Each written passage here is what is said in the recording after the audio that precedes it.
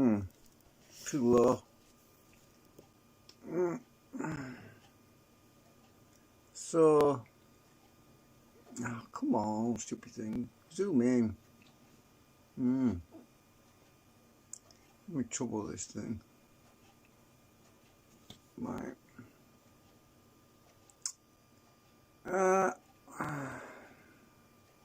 Right. So, I've been busy today. I'll just load it.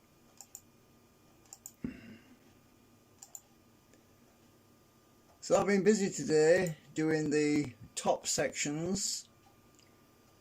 That's the part where the bearing goes in. The green section is the top where the bearing goes in. And I made some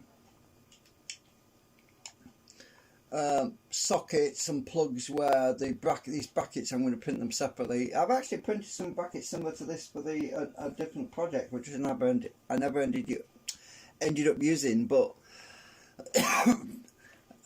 so what'll happen is I'll just plug them into the lid, the top section, and the bottom section will also be mounted. I've just got one there, but I'll be probably gluing it on the bottom there, because the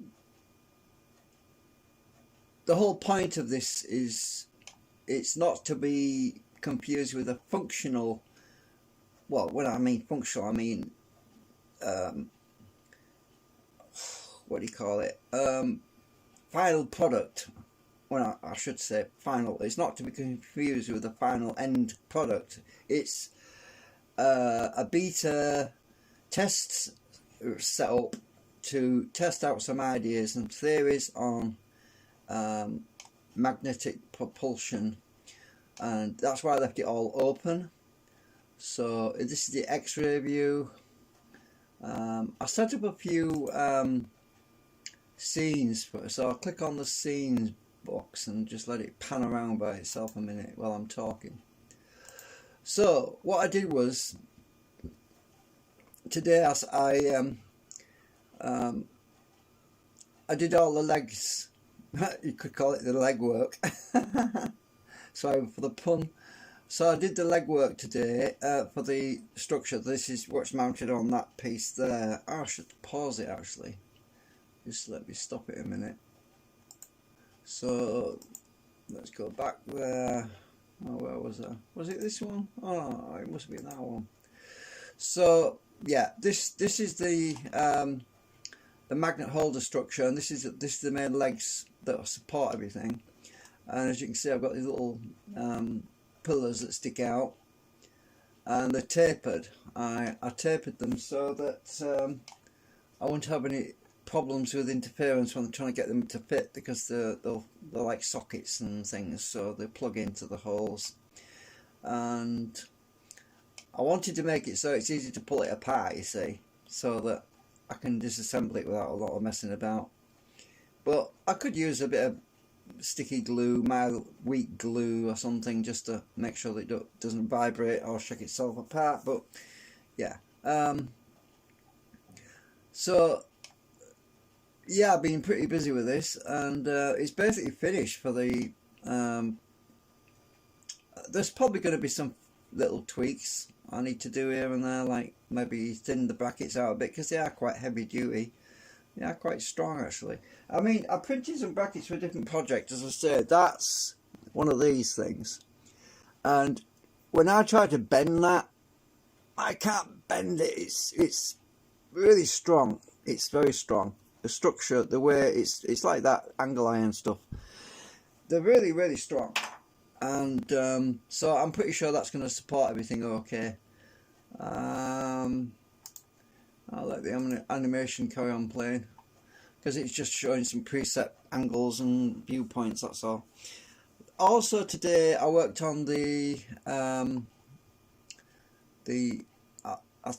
modelled the steel couplers, which actually go, I'll show you in a minute. It's just going to pan around to it. I'll stop it there, turn the X-ray view off. So these steel U-brackets, so you want to call them. They carry the magnetic flux from the concentrics, which mounted up top there. You know, I've got one of these separately, so let me just pan right out because it's over here. So it's easy to see it on here. So the concentrics with the magnet arrays in the rim, and the bracket carries the flux from the central core down to the segments, which are the polarizing magnets, and so that will carry the rotor around. So yeah, so this is another thing I was doing, just this bottom bit, and I also wrapped it, curved it so that it had an arc on it, so that it would more or less fit in line with the segments themselves.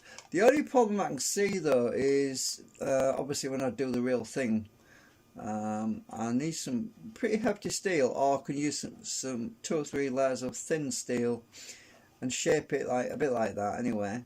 I won't get as neat as this. The 3D models are a lot neater than what I can probably get it. So yeah, anyway, so that's where we are at the moment. So I'll just carry on with the animation in a minute. I'll just carry on playing that. So that's where we're at the moment.